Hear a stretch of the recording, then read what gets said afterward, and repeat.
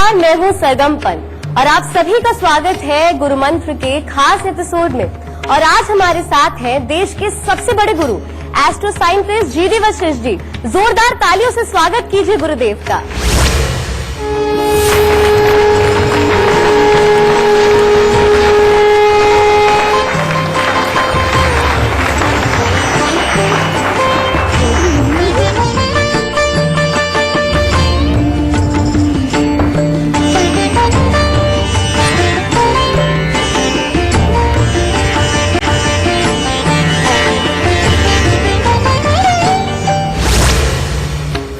नमस्कार, मैं हूं सरगम पंत और आप सभी का स्वागत है गुरु मंत्र के खास एपिसोड में। और आज हमारे साथ है देश के सबसे बड़े गुरु astro scientist G D Vashishth जी।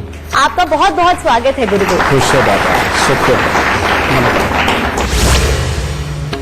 गुरुदेव, गुरु मंत्र आज हमारा इतना बड़ा शो हो गया है कि आज तमाम लोग देश के अलग अलग कोनों से जो आपके भक्त हैं, जो आप पे विश्वास रखते हैं, वो आज हमारे साथ जुड़े हैं। कई सवाल भी उनके मन में हैं, उनसे भी बातचीत होगी। पर उससे पहले मैं आपसे पूछना चाहती हूँ, आज की तारीख में चाहे कोई भी व्यक्ति हो, किसी भी शहर का हो, किसी भी तबके से जुड़ा हुआ हो, मुझे लगता है ज्योतिष शास्त्र से उसका बहुत ही ज्यादा विश्वास होता है। और शायद यही कारण है कि पूरी दुनिया आज ज्योतिष शास्त्र का लोहा मानती है। और आज जो हमारे समक्ष गुरुदेव मौजूद हैं, मुझे लगता है एकमात्र ऐसे एस्ट्रो साइंटिस्ट हैं जिन्होंने अंधविश्वास को, कुरीतियों को मिटाया है। और उन्होंने ज्योतिष शास्त्र को हमारे सामने जिस तरीके से प्रस्तुत किया है, मुझे लगता है कि उसमें अंधविश्वास का इतना सा भी कर नहीं है गुरुदेव। बेटा, ज्योतिष जब है ही साइंस, तो साइंस में अंधविश्वास नाम की कोई चीज वैसे भी नहीं होती, ठीक है। लेकिन हमारी लाल किताब में ही भूले जाता है, ये बोला जाता है कि भोला इंसान, समझे ना। भोला इंसान किसे बोला जाता है? उसे बोला जाता है जिसको वाकई में, जिसके अंदर विश्वास तो कुदरत में कूट कूट के भरा हुआ है, लेकिन ज्ञान को समझने की जिसको ताकत नहीं दी हुई, उसको भोला इंसान नहीं बोलेंगे तो और क्या बोलेंगे।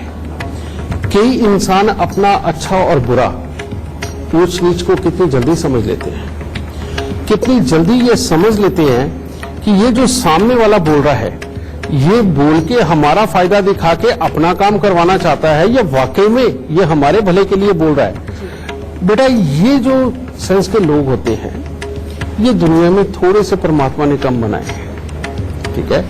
और ज्यादातर सारे ही भोले बादशाह पैदा होते हैं, ठीक है। तो उनके अंदर विश्वास तो है ना, तो उनको जब भी चाहिए एक अच्छा लीडर चाहिए, एक अच्छा गुरु चाहिए, एक अच्छा अध्यापक चाहिए, अच्छे माँ बाप चाहिए, जो कि उनको ये सिखा सके कि सही मायने में किस तरह के लोगों से तुम्हें अवेयर रहना है और किस तरह के लोगों के तुमने साथ जुड़ना है, किस तरह के लोगों के साथ जुड़ के तुमने अपना जीवन चलाना है।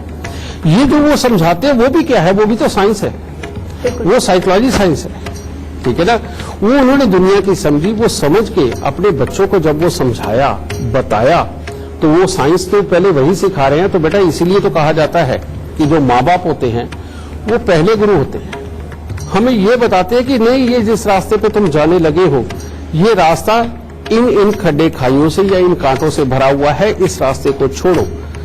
ये जो हम बता रहे हैं, इसमें थोड़ा प्रैक्टिकल लगेगा, थोड़ा समय लगेगा, लेकिन ऐसे रास्ते से पहुंचोगे इस जगह तक कि जहां तुम्हें तकलीफ नहीं होगी। तो बेटा, ये भी तो साइंस ही है, ठीक है। और यही साइंस जो इंसान अपने जीवन में समझ आता है, वो कामयाब इंसान कहलाता है। और जो इंसान इस चीज को इग्नोर करके और ज्यादा मेहनत के डर से शॉर्टकट मारने की कोशिश करता है, बेटा, वो बहुत बुरी तरह से चोटें खाता हुआ या तो पहुंच नहीं पाता, अगर पहुंच भी जाए तो बेटा वो इतनी ज्यादा अकल नहीं रख पाता कि उसके आगे के पड़ावों को जीत सके, क्योंकि शॉर्टकट की आदत पड़ जाती है। गुरुदेव, मुझे लगता है कि इससे बेहतरीन शुरुआत शायद से इस कार्यक्रम की नहीं हो सकती थी। एस्ट्रोलॉजी क्या है, साइंस से उसका क्या लेना देना है, इस विषय के बारे में आज हम और भी सवाल पूछेंगे गुरुदेव से। आप सभी के सवाल होंगे, पर शो की शुरुआत करने से पहले आप सभी को याद दिला दूं कि फेसबुक पर गुरु मंत्र पेज को लाइक कीजिए, वहां आप गुरुदेव से अपना सवाल भी कर सकते हैं। या फिर टीवी स्क्रीन पर फ्लैश हो रही ईमेल आईडी पर आप हमें मेल कर सकते हैं। इसके जरिए आपको हमारे शो पर कॉलर बनने का मौका मिलेगा। और अगर आप गुरुदेव से मिलना चाहते हैं और मिल करके सवाल करना चाहते हैं तो वो भी संभव है। उसके लिए टीवी स्क्रीन पर फ्लैश हो रहे फोन नंबर पर कॉल करें। इससे ज्यादा तरीके आपको और कहाँ मिलेंगे। बातचीत का सिलसिला भी जारी रहेगा, पर उससे पहले जान लेते हैं मेष, वृषभ और मिथुन राशि वालों का आज का दिन का हाल कैसा रहेगा। सबसे पहले बात करते हैं मेष राशि वालों की। आज अगर आप रुपए पैसे को लेकर के अपने भाई बंधु या मिलने वालों के साथ अगर झगड़ा ना करें तो बहुत ही उत्तम दिन होगा। कामकाज में अच्छी सफलता का दिन है। वाणी में मधुरता के कारण दूसरों पर आप अपना अच्छा प्रभाव डाल सकते हैं और यात्रा करने के भी अवसर प्राप्त होंगे। वृषभ राशि वाले अगर आज अपनी संगति को ना बिगड़ने दे, यानी कि गलत लोगों का साथ अगर ना करें तो हर तरह से दिन उत्तम होगा। आज भाग्य का साथ मिलेगा। परिवार के साथ भी अच्छा समय व्यतीत होगा और कुछ न कुछ नया करने की सोच आपको बहुत अच्छे मार्ग दिखाएगी।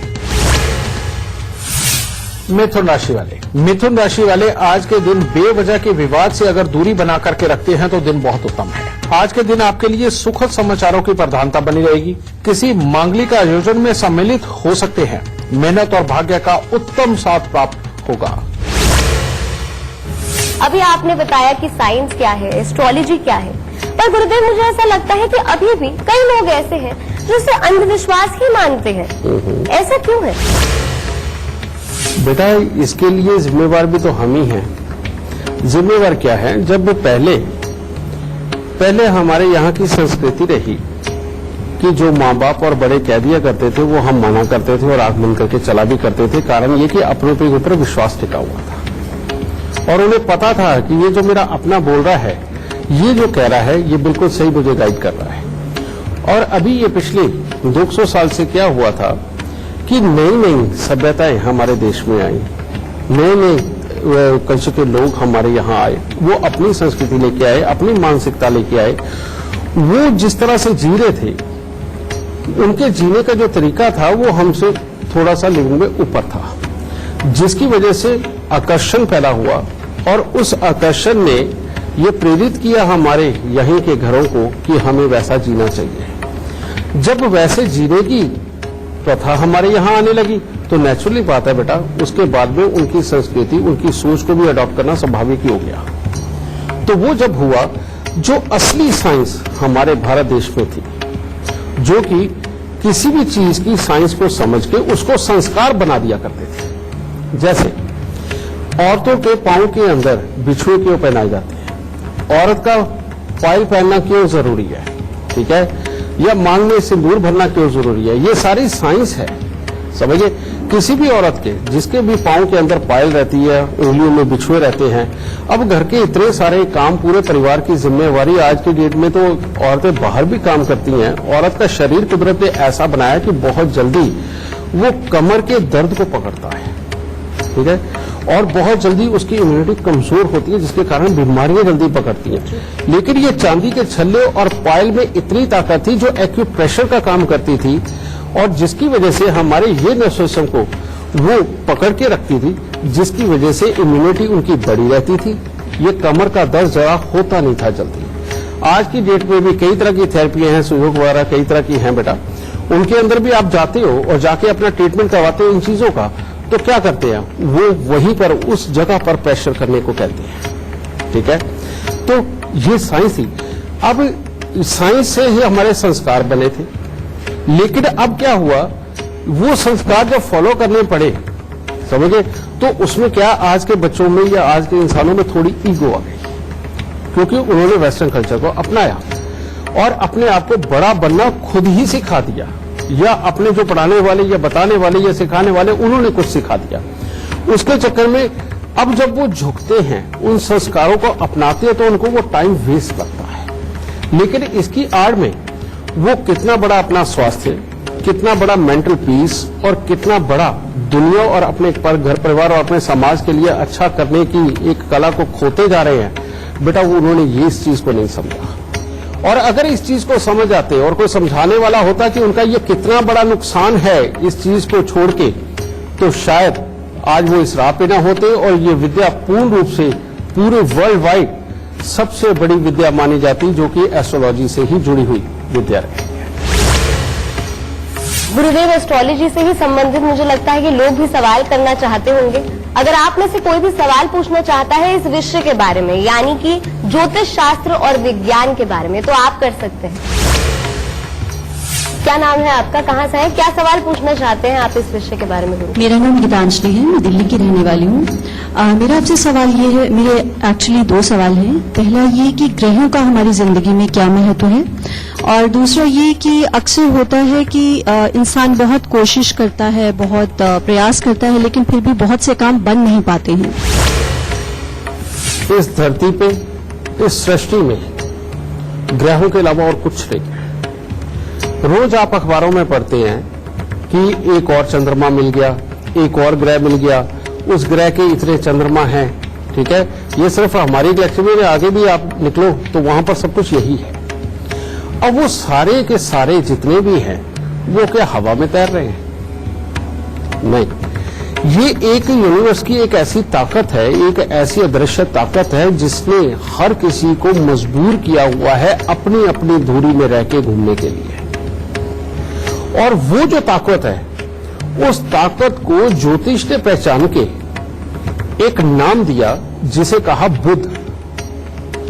और बुध भी अकेला नहीं है बेटा। बुध बनता कैसे है? एस्ट्रोलॉजी में यह बताया गया कि बृहस्पति और राहु को मिलाकर के बुध बना। अब ये बुध और राहु क्या है? ठीक है, और बृहस्पति और राहु क्या है? बृहस्पति है ऑक्सीजन, हवा, और जिससे कि श्वास लेने की ताकत पैदा होती है, जिसके अंदर ठंडक भी है। और राहु क्या है? वो अदृश्य ताकत जो किसी भी चीज को बांध के रखती है, या किसी भी चीज को बहुत तेजी से शूट करना हो तो वो जो ताकत देता है किसी भी चीज को, चाहे वो गोली हो चाहे वो ग्रह हो, वो जो ताकत देता है वो होता है राहु। समझिए, तो ये बृहस्पति और राहु जो पूरे यूनिवर्स में, समझिए आकाश के अंदर भी जो ये ताकत है, ये बृहस्पति और राहु ने मिलकर एक बुध क्रिएट किया जिसके अंदर खालीपन भी है, उसके अंदर ये सारे घूमते हैं। ग्रह ये होते हैं। अब किसकी बॉडी में ये कौन से स्थान पे जाके बैठ गए, बस यही सारा सिलसिला है। सिलसिला क्या है? केतु हो सकता है आपके दिमाग में बैठ जाए। जब लगन के अंदर केतु आता है 12 घरों में, तो वो दिमाग में बैठता है। तो जब केतु 5वें घर में बैठता है तो वो ये छाती वाले पोर्शन पे आके बैठ जाता है। और वही केतु जब 7वें 8वें घर में आके बैठता है, ये हमारे लोअर एब्डोमेन में यहां पर आकर के बैठते हैं। समझिए, और अगर वो 11वें 12वें घर में बैठते हैं तो हमारे घुटने और पांव तक बैठते हैं। अब इनके लिए साइंस ने निर्धारित किया कि इनके स्थान कौन कौन से अच्छे हैं। अब जो 12 घर स्थान है एक्चुअली में हमारे शरीर के स्थान है, समझिए। और जिन जिन घरों में ये केतु अच्छा माना गया, उनको कहते हैं कि भाई ये बंदा बहुत अच्छा है, इसके साथ तो बात करके मजा आएगा। ये बात जितनी करेगा उतनी समझदारी की करेगा और हमारी भी समझ लेगा। और मेरे यहाँ एक खास बात है बेटा, मैं आपको बता दूं कि मेरे यहाँ जब भी आते हैं तो जो मेरा पर्सनल स्टाफ है जो ऊपर के फ्लोर का, वो जिसकी भी जन्म कुंडली में देखते हैं कि केतु 3रे या 8वें घर में है ना, उसके आगे हाथ जोड़ के खड़े होते हैं, जी आप जो कहोगे वही सच है। वो लड़ने लगते हैं, उनको प्यार से बिठा लेते हैं, फिर साथ में पूछते चाय पियोगे, फिर उनकी वो चापलूसी शुरू करते हैं, क्योंकि उनको ये सिखाया गया कि ये सुनेंगे नहीं, ये सिर्फ कमी निकालेंगे माहौल में, और जाते हुए तुम इनके लिए कितना भी अच्छा कर दो तुम्हें बुरा और बता के जाएंगे। समझ गए? अब ये पता है। और वही जिसके लगन में केतु आ जाए, जिसके 12वें घर में केतु आ जाए, 11वें घर के अंदर केतु आ जाए, उनके लिए मेरे स्टाफ को ही ये सिखाया गया है कि बेटा इनके साथ गुस्से में भी बोल दोगे ना, वो अपने काम की बात ढूंढ लेंगे, और जाते हुए तुम्हें थैंक यू जरूर बोल के जाएंगे, भले ही तुमने बुरा व्यवहार किया हो। ठीक है बेटा, ये फर्क है। यानी कि इस दुनिया के अंदर रियलिटी में एक पत्ता भी इन ग्रहों के बिना नहीं हिल सकता। और इस धरती पे, इस यूनिवर्स में इन ग्रहों के अलावा, इनसे बाहर ना कोई चीज आज तक पैदा हुई है और ना कभी भविष्य में होगी। और जिस दिन ये ग्रह नहीं होंगे उस दिन हम में से कुछ नहीं होगा, ना ये वनस्पति होगी, ना इंसान होंगे, ना जीव होंगे, इवन यहां तक कह देता हूं कि ये मिट्टी भी नहीं होगी। बातचीत का सिलसिला जारी रहेगा, पर उससे पहले जानना चाहेंगे कर्क, सिंह और कन्या राशि वालों का आज का दिन का हाल कैसा रहेगा। कर्क राशि वालों के लिए कुछ खट्टा मीठा सा दिन है। आपकी बौद्धिक शक्ति में वृद्धि होगी। धार्मिक कार्यों की तरफ भी झुकाव बना रहेगा, परंतु परिवार में किसी को पेट से संबंधित दिक्कतें बन सकती हैं और कामकाज में छोटी छोटी दिक्कतें आ सकती हैं और इसके कारण खर्चे की अधिकता बनी रहेगी। सिंह राशि। सिंह राशि वाले अगर आज अपने स्वास्थ्य का थोड़ा ख्याल रख करके चले तो दिन उत्तम होगा। परिवार के साथ अच्छा समय व्यतीत होगा। पढ़ने लिखने वाले बच्चों का भी पढ़ाई लिखाई में अच्छा मन लगेगा और कामकाज के प्रति थोड़ी सी संतर्कता अगर बरत के चलेंगे तो कुल मिला के दिन अच्छा ही रहेगा और प्रतिस्पर्धियों से भी आगे बने रह सकते हैं। कन्या राशि वाले। कन्या राशि वालों के लिए भी दिन थोड़ा खट्टा मीठा है। आज शरीर में सुबह सवेरे तो उत्साह बहुत अच्छा बनेगा। कामकाज में सफलता भी मिलती नजर आएगी, लेकिन बेमतलब के वाद विवाद से दूरी बना करके रखें। शरीर में आज थकावट जल्दी महसूस होने का दिन है और अगर गुस्सा ज्यादा बढ़ गया तो उसके बाद पूरा दिन खराब हो सकता है। और भी लोग होंगे जिनके पास कई सवाल होंगे इस विषय से जुड़े हुए।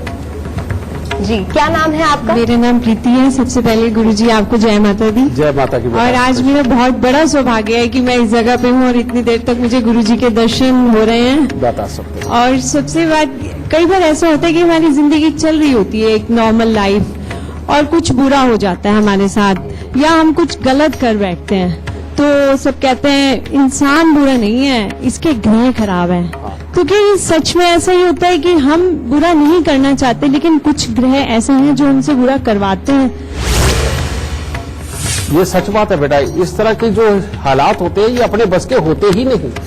उसका एक कारण है बेटा, जब इंसान पैदा होता है उस वक्त में जो महादशा चल रही होती है, महादशा बेटा कई कई साल की होती है। जैसे चंद्रमा की महादशा चलती है तो वो 10 साल चलती है। मंगल की चलेगी वो 7 साल चलेगी, समझिए।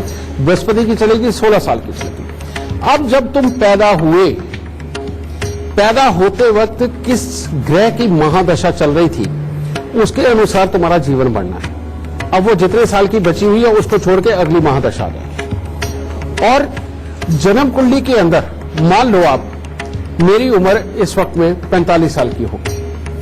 45वें साल के अंदर अगर बेटा राहु आ गया और वो जन्म कुंडली के अंदर खराब हुआ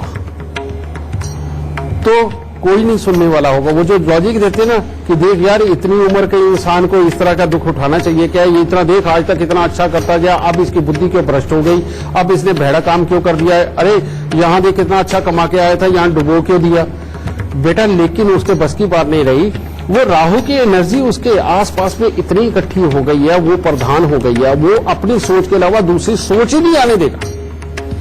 अब वो तो है ही, अगर उसका संबंध कहीं लगन के साथ भी हो गया तो अब क्या इंसान बीमार हो जाएगा। कब कौन सी बीमारी होगी, कितनी उम्र के अंदर होगी, किस लेवल तक की होगी, क्या दवाई खाते ही ठीक हो जाएगी या क्या ना दवाई खाके ही ठीक हो जाएगी या ट्रीटमेंट करवाने के बावजूद भी ठीक नहीं होने वाली, ये सारा कुछ कुंडली तो निर्धारित करती है बेटा।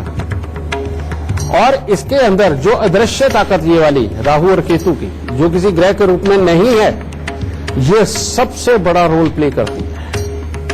और हमारे यहां जितने लोग आते हैं उनमें से 90% वो लोग जो कि बीमार हैं या जिनकी मानसिकता बीमार हो गई या जिनका शरीर बीमार हो गया या जिनका आए दिन एक्सीडेंट होते हैं, अचानक हादसे होते हैं, अचानक घटनाएं जिनके साथ घटित हो जाती हैं, ये सबके जिम्मेवार ये राहु केतु ही होते हैं। तो जब भी कोई इस तरह से बताता है हम फौरन उसे सबसे पहले राहु का इलाज देते हैं कि अगर ये हटा तो कम से कम और ना सी, अगर जन्म कुंडली देख के पूरा ऑथेंटिक भी उपाय नहीं दिया तो तब भी ये 70% ठीक हो जाएगा।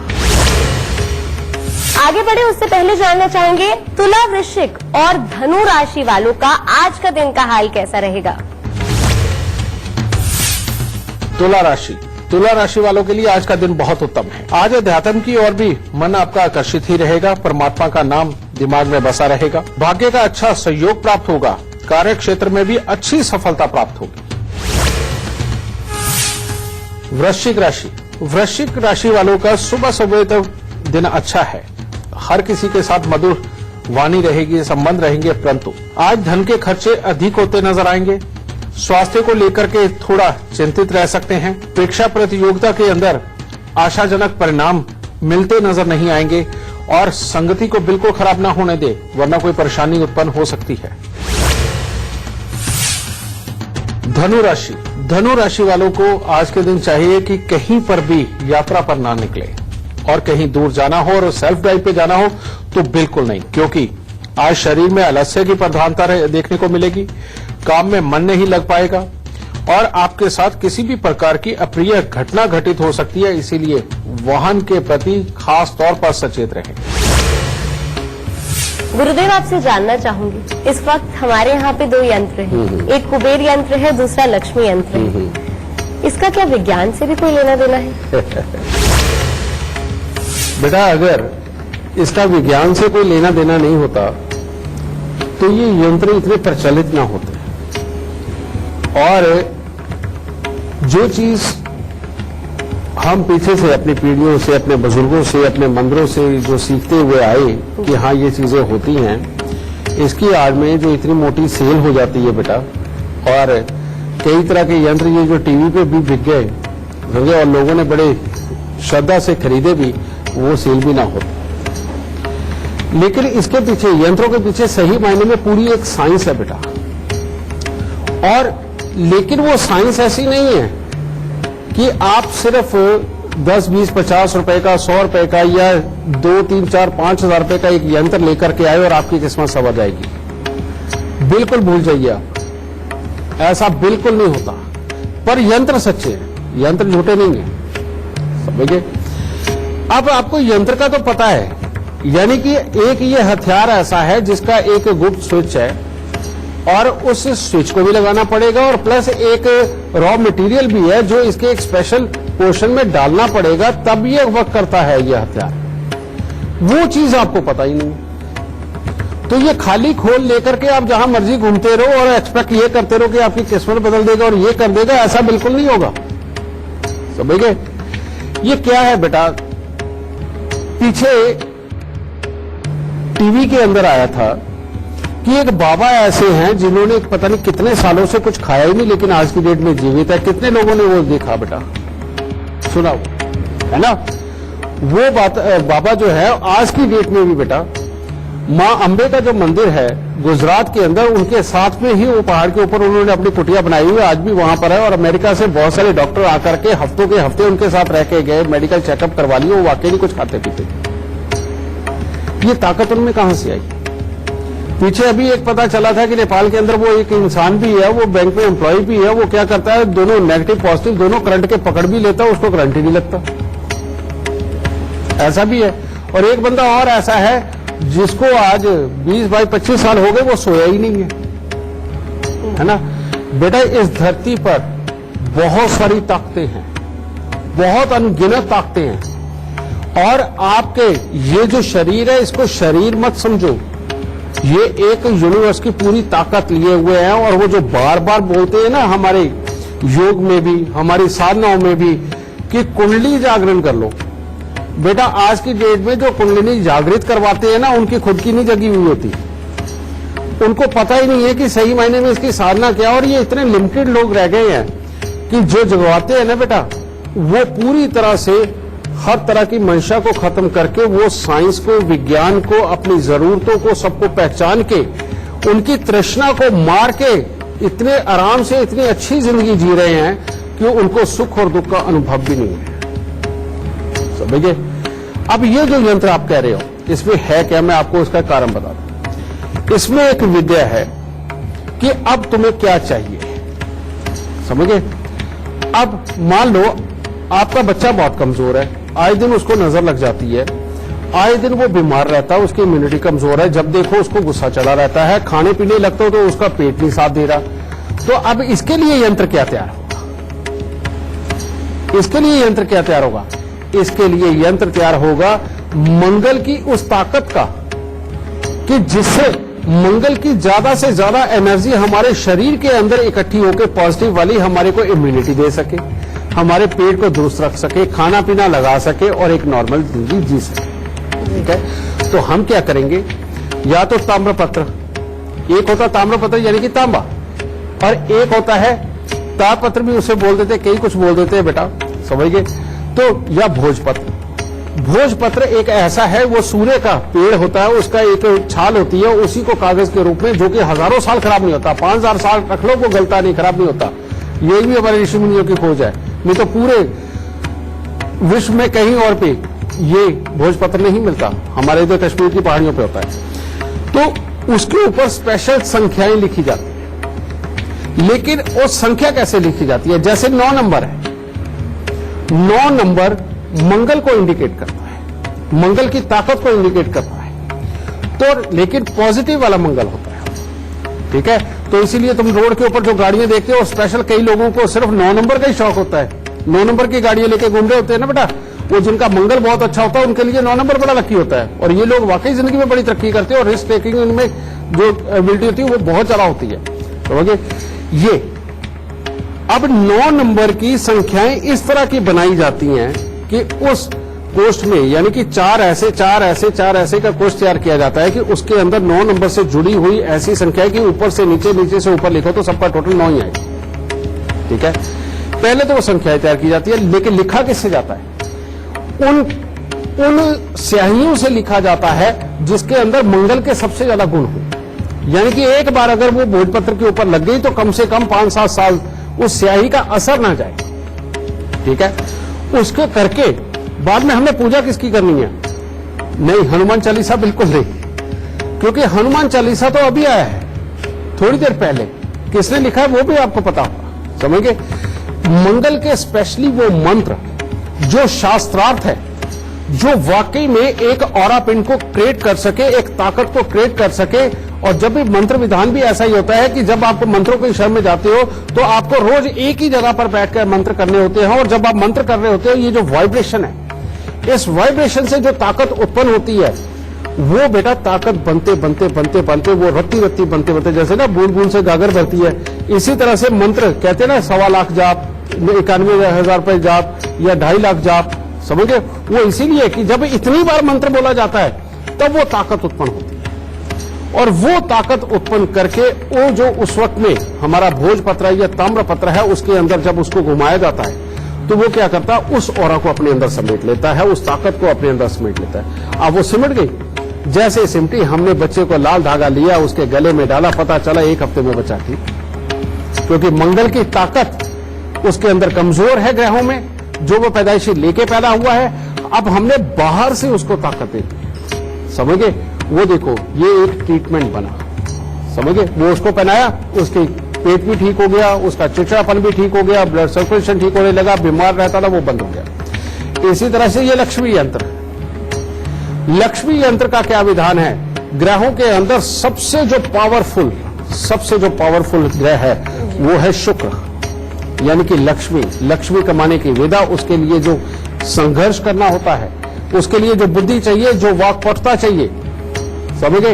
इन सारी ताकतों का जो मिश्रण होता है बेटा, वो शुक्र बनता है और वो देता है लक्ष्मी, ठीक है।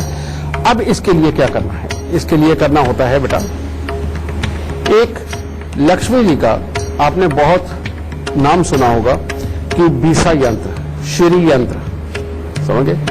अब ये यंत्र तो है, लेकिन इसकी विद्या क्या है? इस एक यंत्र को प्रतिष्ठित करने के लिए कम से कम 88 दिन का विधान है।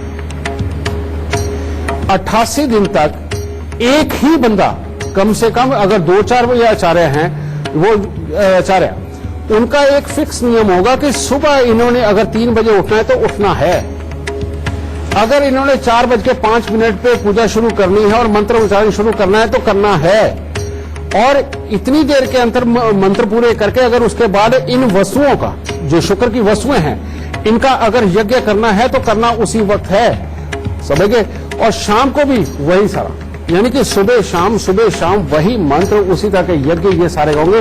और इसके अंदर इंसान को इतना पवित्र स्वयं को रखना पड़ता है कि फालतू खा नहीं सकता, फालतू सोच नहीं सकता, फालतू लोगों के साथ नहीं मिल सकता, सिर्फ अपने माहौल के अंदर रहेगा जो निर्धारित किया गया, समझे? उसके अंदर रह के 88 दिन के अंदर अब आप सोचो, पहले तो 88 दिन के अंदर उस आदमी को जो तनख्वाह चाहिए इतना कर्म करने की, पहले तो वही सोचो। उसके बाद में 88 दिन तक सुबह और शाम का जो उसके साथ में यज्ञ होगा, और स्पेशली शुक्र की वस्तुओं का ही होगा, उसकी कीमत सोचो। फिर 88 दिन तक वो कर्म अपने ईमानदारी से करे और स्वयं अपना ब्रह्मचर्य भंग न करे या हालात इस तरह के ना खाओ, वो इतना पवित्र भी रहे, साथ में ये मंशा, ये मिलके बेटा सही मायने में एक श्री यंत्र अगर शोधित करना हो और प्रतिष्ठित करना हो तो बेटा ये लाखों रुपए का पड़ गया। और हर इंसान जब भी किसी एस्ट्रोलॉजर के पास या किसी भी आम इंसान के पास से यंत्र का नाम सुनता तो आंखें खिल जाती है, अरे अब तो अपना काम बन जाएगा, वह यंत्र ले लेते हैं। कितने का जी? 5100 रुपए का है। 5100 का यंत्र कुछ नहीं करता। अब हमारे यहां देखो, ये अभी अरे के ऊपर भी इसी 19 अक्टूबर को ये बगलामुखी यज्ञ होता है, उसके अंदर हम किसी से कुछ नहीं लेते, लेकिन जो यजमान बनते हैं वो देते हैं, हम उनका पैसा लेते हैं, वहीं पर उन्हीं लोगों के ऊपर खर्च करके और हजारों लोगों को बेनिफिट देते। क्यों?